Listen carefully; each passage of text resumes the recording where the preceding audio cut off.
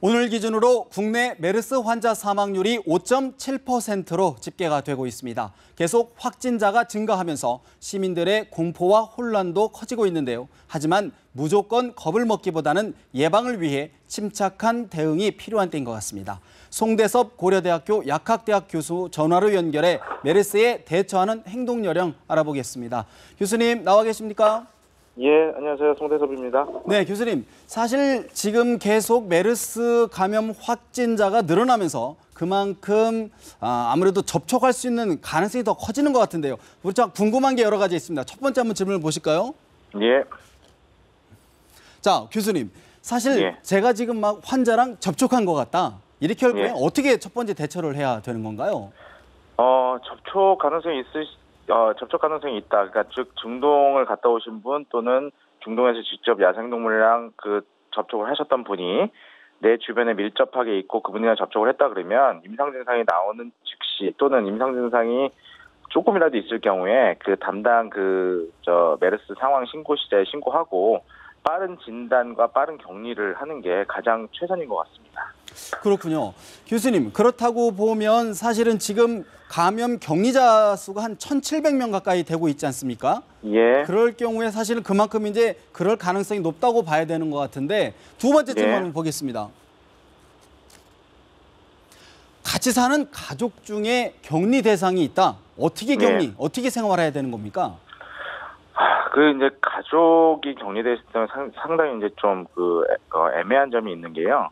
가족은 한 집에서 살고 그렇기 때문에 밀접하게 접촉할 수밖에 없는데, 그렇죠. 그 부분이 이제 정말 자가 격리되시는 분이 감염이 돼 있을 경우에는 한 가족 내에서는 사실 전파될 확률이 굉장히 높습니다. 그렇지만 자가 격리라는 거에 사실 그것이 맹점인데 어떤 강력하게 강제적으로 하지 못하더라도 최소한 집안에서 2m 이내에 드는 다른 방을 쓰시면서 아예 좀 증상이 안 나올 때까지 격리가 좀 철저히 돼야 되는 부분이 필요할 것 같습니다. 그렇다 그러면 교수님 사실상 집 안에 이런 표현이 어떤지는 모르겠지만 거의 감금 상태라고 봐도 과언이 아닐 텐데 그런 분들 생활은 어떻게 해야 되는 건지 세 번째 질문 보겠습니다. 감염 의심자들 어떻게 생활합니까? 근데 이제 상당히 이제 어떤 인권이라는 측면이라든가 그런 면에서 이제 상충되는 부분이 있긴 한데요. 지금 감염 의심자 분들이 어느 정도 강제적이라도 격리가 굉장히 좀 강하게 필요한 이유가요.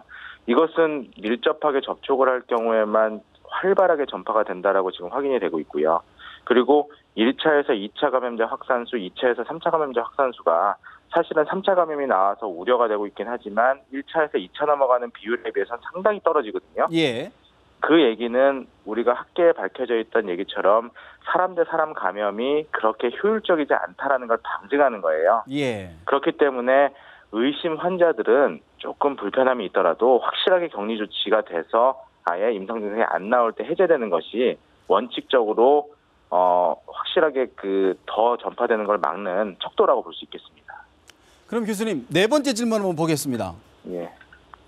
생강을 먹으면 예방에 도움이 된다. 코에다 바세린을 바른다. 또 일부는 비타민을 밥 먹을 때 2알씩 먹으면 괜찮다.